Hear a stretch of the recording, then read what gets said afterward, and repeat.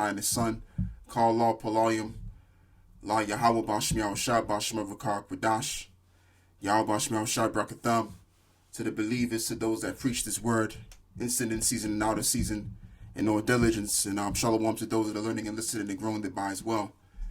It's the brother Monica coming at you with another video, and I want to respond to this news article here from the BBC. And as it reads, it says, COVID packed pilot festival brings the good times back for one night.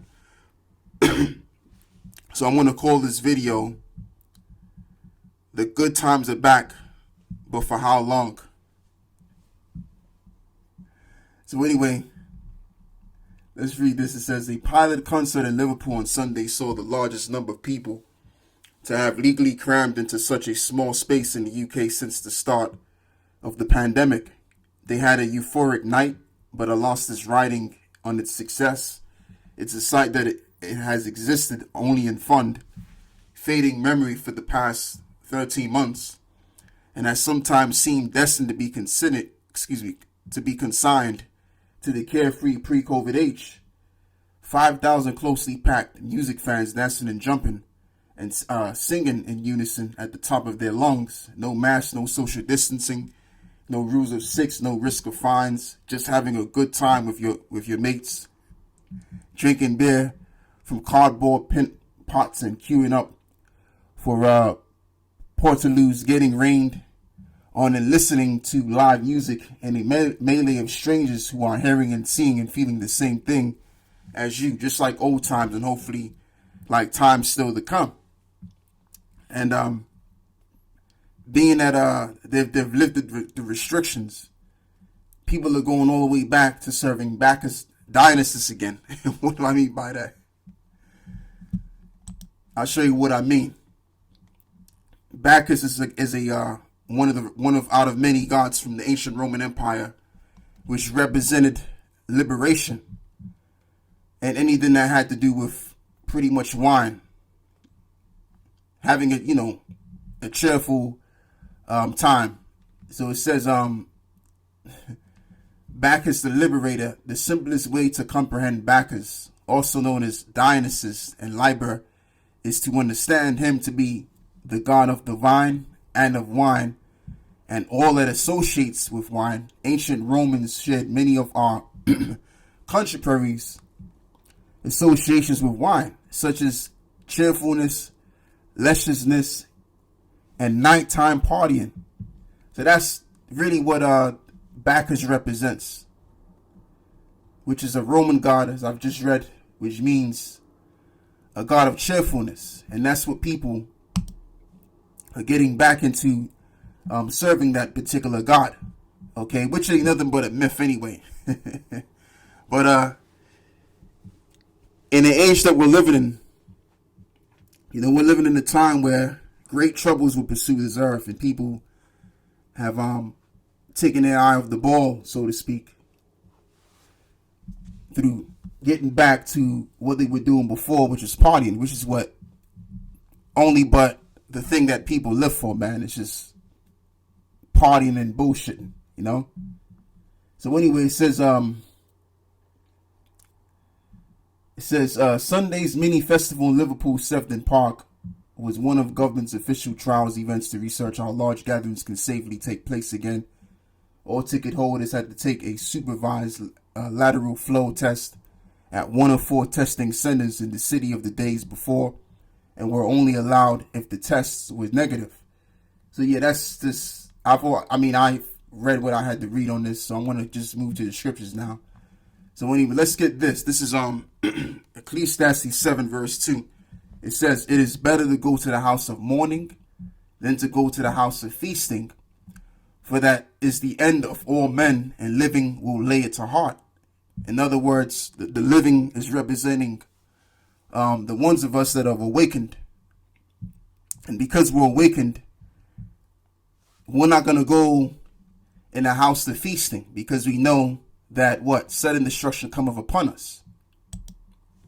All right. And we don't know what time it's going to come. This is why it says in the book of 1 Thessalonians 5 verse 3, it says, "For when they shall say peace, and safety, then sudden destruction cometh upon them, as travail upon a woman with child, and they shall not escape.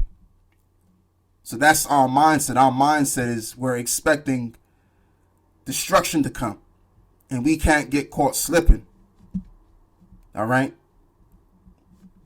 We have to remain vigilant and circumspect. But these people out here, they don't have anything to look forward to or to expect concerning prophecies. People are just doing the average things that they was doing before. Watching TV programs that ain't really teaching you a damn thing. And going to work. And then on the weekends, go on concerts, party, go to parks, and, talk shit and bullshit. That kind of sort of lifestyle that people get into, man. Which is what? Them getting in the spirit of Bacchus, Dionysus. Let's move forward. Let's get the book of Galatians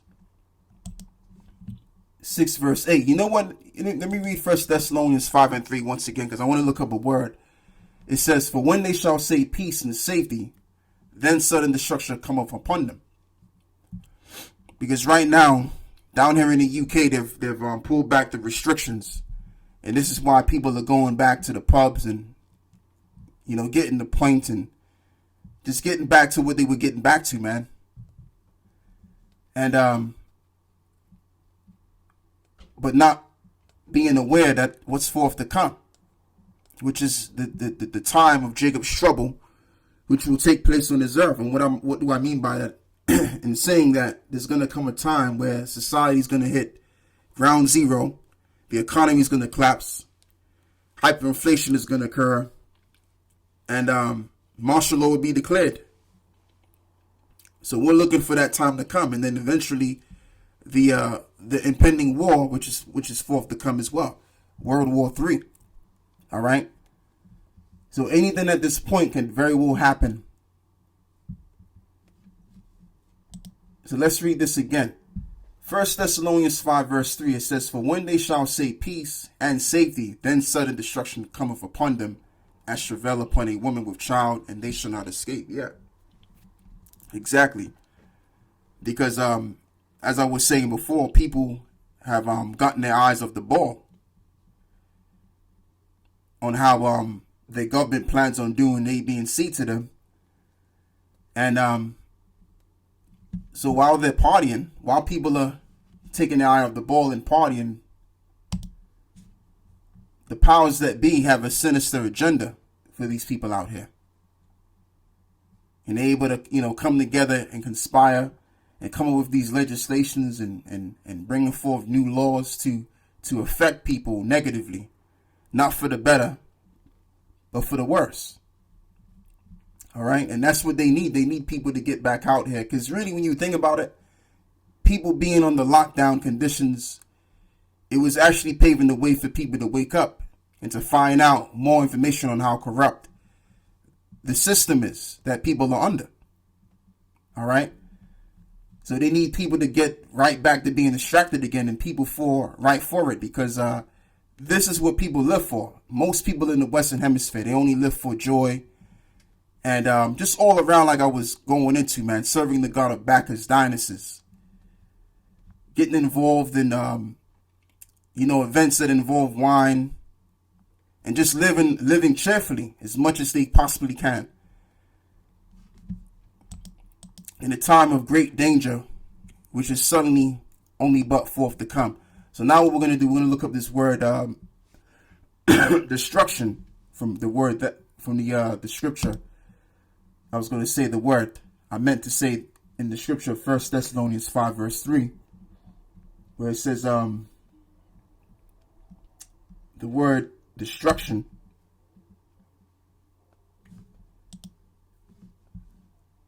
So we're going to look up the word destruction in the Greek.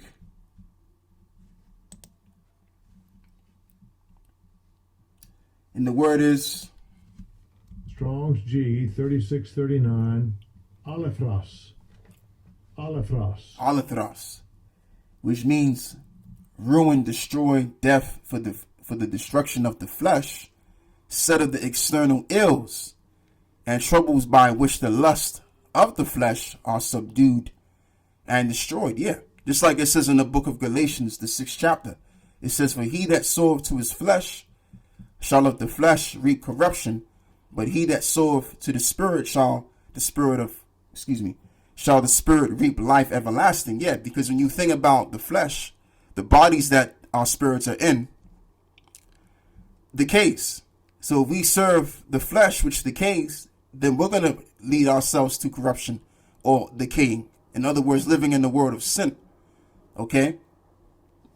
But as the spirit is, which is everlasting, energy that's within your body, which cannot be disannulled, which cannot be put to death. If you reap to that, then you reap life everlasting, because the spirit continues to live on. The spirit never dies. The lifestyle of serving Bacchus is going to lead to death and destruction. Okay? So yeah, that's all I have to say, for this particular video here. We're in a time where we have to be on the lookout and we have to be circumspect. As we are in the time of mourning. And you know what? Speaking of that, let me read this, because I didn't read this actually. Should have actually read this earlier. So anyway, it says a time for everything. A time for everything there is a season, and a time to every purpose under the heaven. A time to be born and a time to die. A time to plant and a time to pluck up that which is planted. A time to kill and a time to heal, and a time to break down and a time to build up. A time to weep and a time to laugh, and a time to mourn and a time to dance. So we're in a time of mourning. We're not in a time of dancing. Now, that time is going to come when the kingdom of heaven is set up. As it says in the book of Isaiah 65, I believe it is, where it talks about how the Lord is going to make Jerusalem a joyful city, and his people a rejoicing people. So that's going to be the time for us to rejoice. But right now, as it stands, people are in the spirit of rejoicing now in the time of mourning. Okay? And more mournful times will come. Best believe that. So that's all I got to say. So with that, I say shalom.